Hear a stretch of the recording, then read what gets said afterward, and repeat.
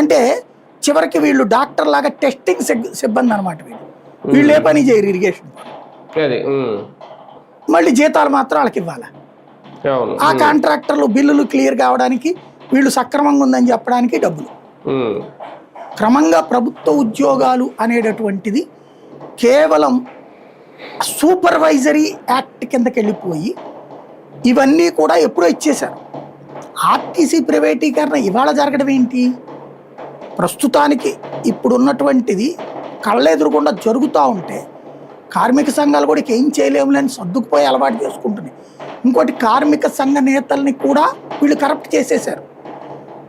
ఇప్పుడు ఇదివరకు driver, conductor, cleaner బస్సుకి, తర్వాత క్లీనర్లు వెళ్ళిపోయారు, ఇప్పుడు కండక్టర్లు కూడా వెళ్ళిపోయారు. నాన్ స్టాప్ బస్సులకి డ్రైవరే కదా టికెట్లు కొడుతుంది. హైదరాబాద్ వెళ్ళేటప్పుడు 2 డ్రైవర్లు ఉంటారు, ఒక డ్రైవర్ టికెట్లు కొడుతుంటాడు. డ్రైవర్ ఉద్యోగం ఎందుకు పెట్టారు? రెండో వాళ్ళని, ఒక ఆయన పడుకుని నిద్రపోయితే ఒక ఆయన తోలాలి. 2-3 గంటలు అయ్యాక మనిషి విశ్రాంతి తీసుకుంటే రెండో డ్రైవర్ డ్రైవ్ చేయాలి. ఇందుకు పెట్టింది. ఎందుకు? నిద్రమత్తు లేకుండా తోలుతారని కదా. కానీ జరుగుతున్నది ఏంటి? అక్కడ రెండో మనిషి టికెట్లు కొడతా కూర్చుంటాడు అక్కడ. ఆ తర్వాత మధ్యలో మళ్ళీ ఏమన్నా అభిమానం ఉంటే ఒక రకం, లేకపోతే ఇంకో రకం. కండక్టర్ ఏమైపోయాడు?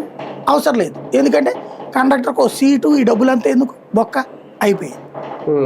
అలాగే ప్రైవేటు బస్సులు, ప్రభుత్వ బస్సులు కాకుండా, ఆర్టీసీ బస్సులు కాకుండా ఆర్టీసీ డిపోలు ఏనాడో ప్రైవేట్కి ఇచ్చేశారు.